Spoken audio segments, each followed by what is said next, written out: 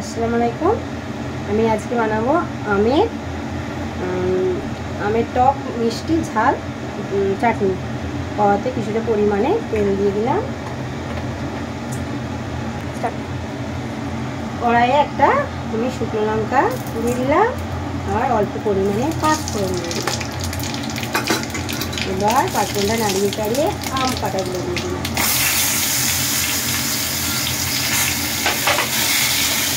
নাড়িয়ে চাড়িয়ে অল্প পরিমাণে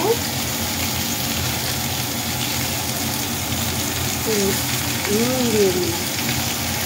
এবারে নামাবো।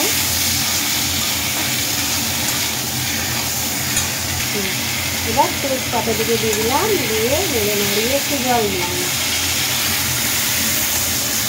জল দিয়ে মিনিট 10 থেকে ঢাকা দিয়ে দিলাম। আবারও একটা 10 মিনিটের জন্য ঢাকা দিয়ে দিলাম। এবার আমি চিনি দেবো।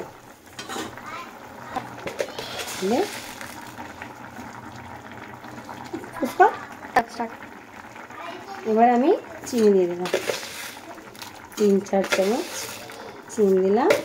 এবার আমার টক মিষ্টি ঝাল আমের চাটনি রেডি। এই গরমে টক মিষ্টি ঝাল চাটনি ভাতের সঙ্গে খেতে খুবই ভালো লাগে। খোদা হাফেজ, বাই।